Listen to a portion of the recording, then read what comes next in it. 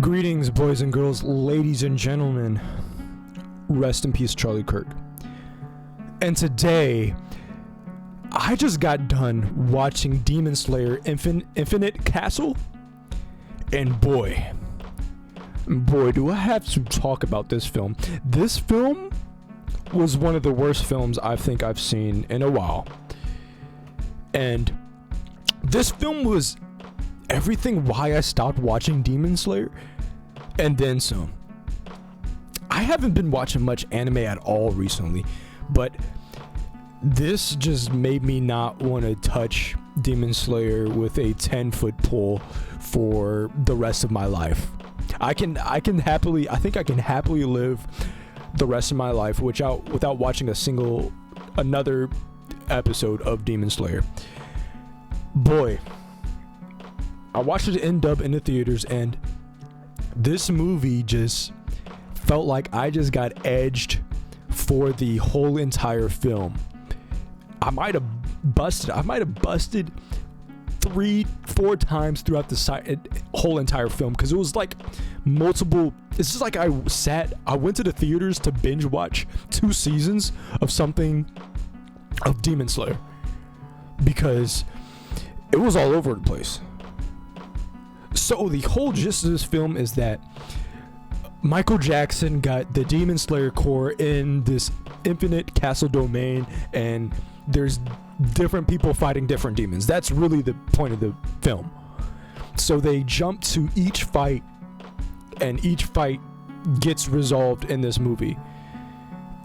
And it's like the same thing happens throughout the whole film. One of my biggest annoyances from Demon Slayer when I used to watch it was that there was so much crying. Everyone was a crybaby. The main character was a crybaby. I kid you not, every single character in this film cried. Even the antagonists. Every single character had some type of 10 to 20 minute backstory flashback in this film. That was the whole film, essentially. This whole film was a bunch of 80% monologuing.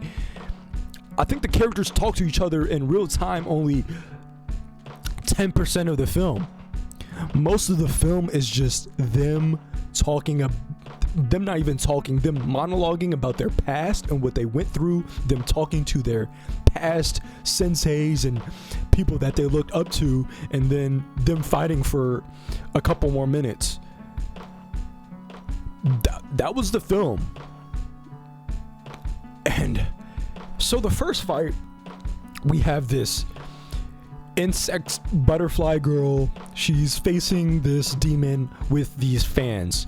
And the thing with this fight is that the girl fighting this demon realizes that this is a demon that killed her older sister. Now, I haven't watched Demon Slayer.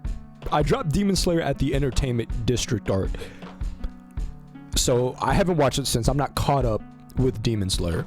So she's fighting this demon that she realizes her older sister fought and died. So that's sort of her driving force, is her being very emotional in this fight because she wants to take out the demon that took out her sister.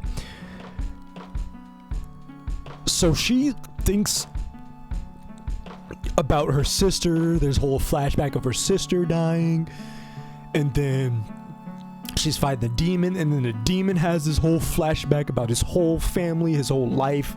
10 minutes monologuing about how he feels about the world, and it's just okay, cool. Now they start fighting more, and then the girl loses a fight. The girl dies. Or the girl's wait. Before that, one of the most funniest parts of this film is that during this fight, it's obvious that this demon is overpowering her, and she's on the ground, she's bleeding out, and then he makes a comment about her size. And then she sits there they took a whole scene just to have her think about how if she was bigger, she wishes she was bigger because she would have had a bit more of a physical advantage.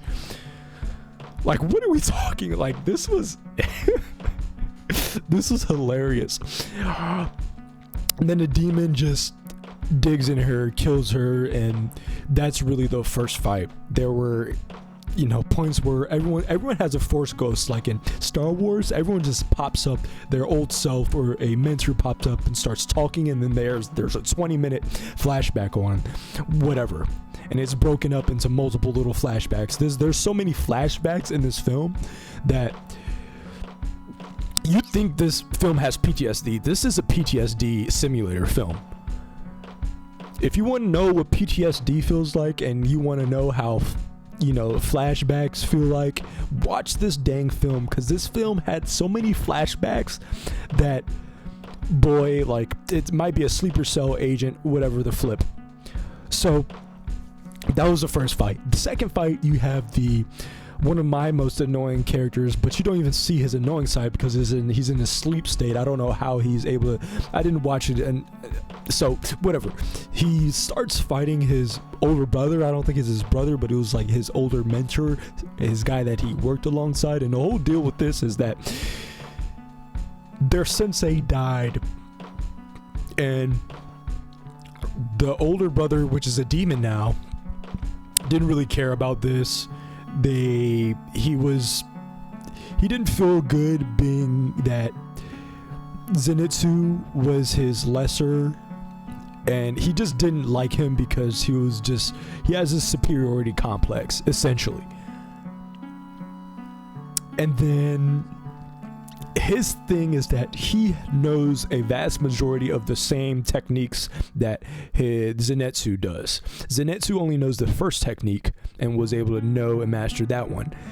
His older brother mentor guy was able to learn the other techniques, but he wasn't able to learn the essential one. So they're fighting, and then they're exchanging words, and then Zenitsu thinks about Zenitsu cries off the bat in this one. So let's go back. So in the first fight, the girl cries and the demon cries in that fight, and there's a lot more crying in the flashbacks. So total crying is like 3-4 people crying. You go to the next fight, Zenitsu's crying off the bat because his older brother has no remorse of his sensei dying.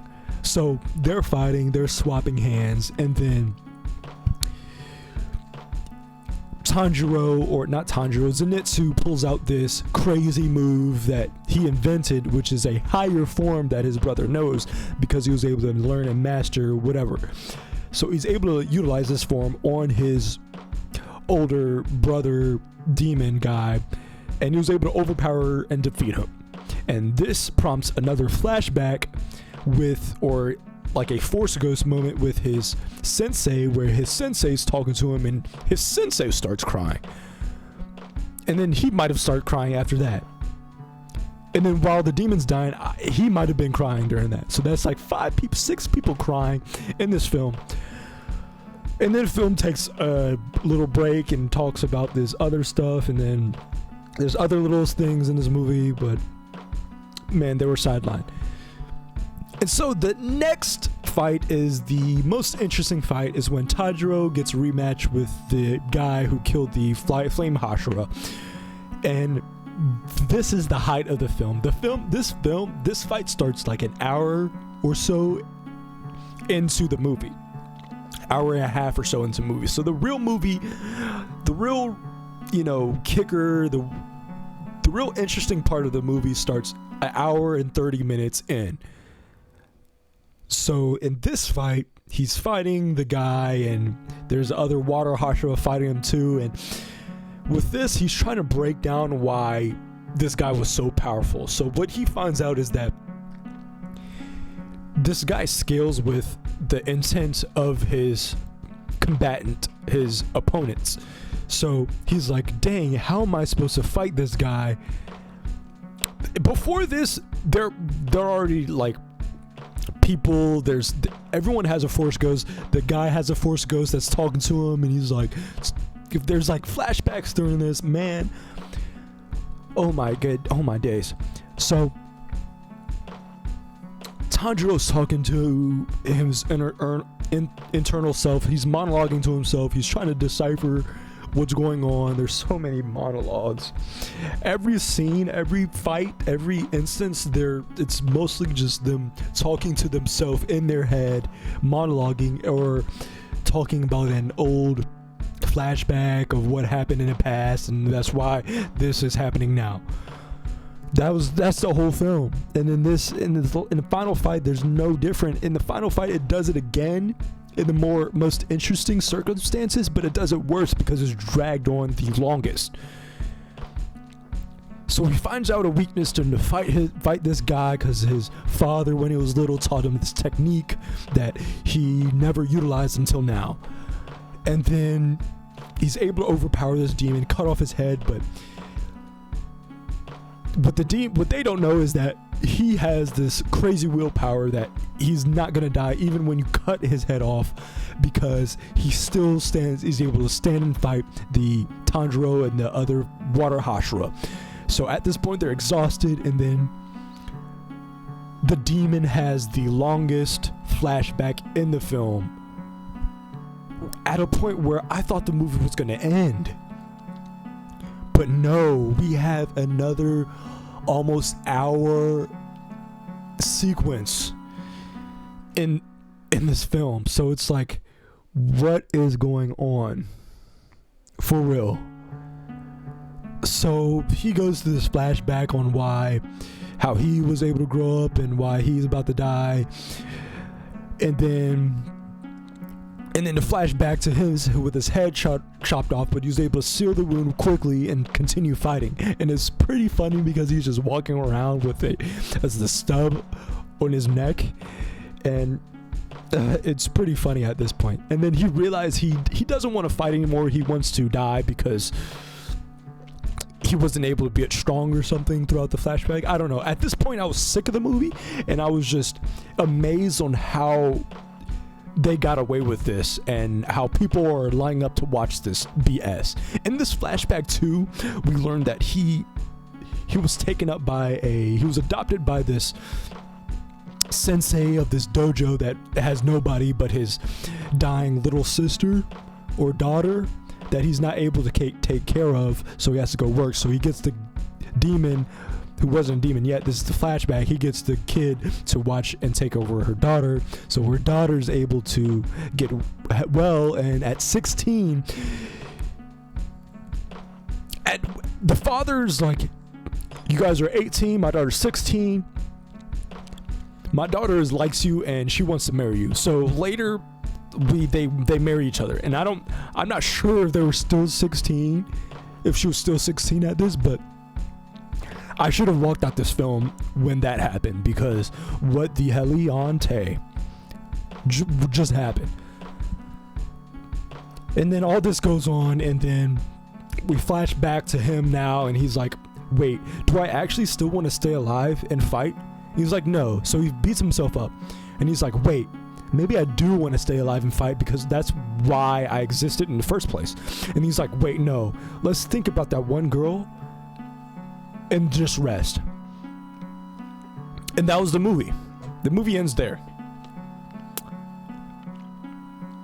We don't even see Michael Jackson at the end of this film. I thought that was gonna be the climax, but no, it was just them. It was just a 3 episodes or 3 movies, 3 things where I wouldn't even sign up to watch an individual movie of this. If this is how it was directed and played out. I very much like how I was just able to see a complete shit show unfold in my face in real time. And boy,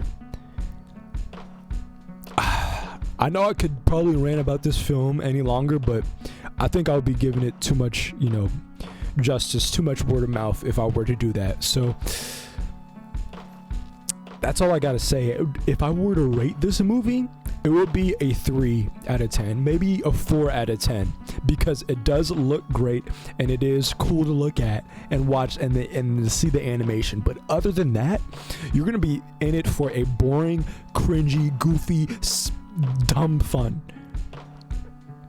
And if you like that, if you like Demon Slayer, then you're gonna like this movie probably. But if you have no interest in Demon Slayer and you watch this as a individual film, you're gonna walk out there and be like, why the hell do people watch this in the first place? And I don't blame you, because that was some hot ass.